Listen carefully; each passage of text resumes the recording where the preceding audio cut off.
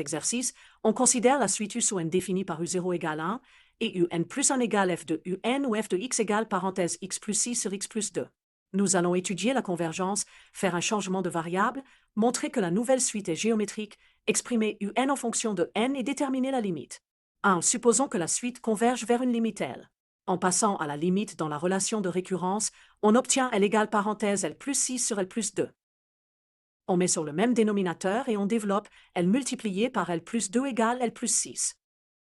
Après simplification, on obtient le polynôme P de x égale x carré plus x moins 6. Résolvons P égale 0. Le discriminant vaut 1 plus 24 égale 25. Les racines sont donc minus 1 plus ou moins 5 sur 2. D'où les deux racines alpha égale 2 et bêta égale moins 3. La limite éventuelle doit être une de ces racines. 2. On effectue le changement de variable v sous n égale u sous n moins alpha sur u sous n moins bêta, c'est-à-dire un moins 2 sur un plus 3. 3. Calculons vn plus 1. Nous commençons par un plus 1 moins 2, un plus 1 moins 2 égale f un moins 2. Regroupons au même dénominateur, un plus 1 moins 2 égale un plus 6 moins 2 fois un plus 2 sur un plus 2. Cela simplifie en 2 moins un sur un plus 2, soit moins un moins 2 sur un plus 2. Ensuite, calculons un plus 1 plus 3.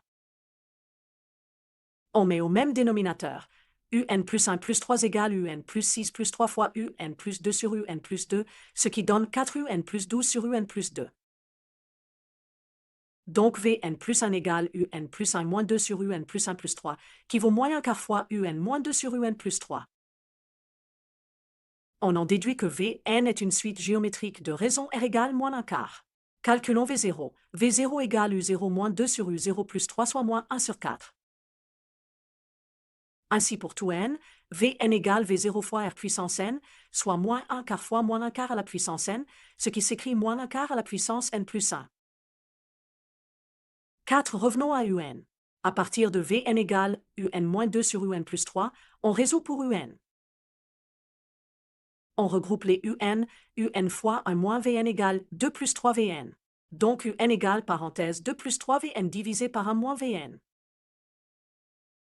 En remplaçant Vn par son expression en fonction de n, on obtient un égale 2 plus 3 fois moins 1 quart à la puissance n plus 1 sur 1 moins 1 quart à la puissance n plus 1. Comme la raison R a valeur absolue strictement inférieure à 1, R puissance n tend vers 0 quand n tend vers l'infini. Ainsi, un tend vers 2, c'est-à-dire alpha. Visualisons maintenant numériquement quelques premiers termes de la suite.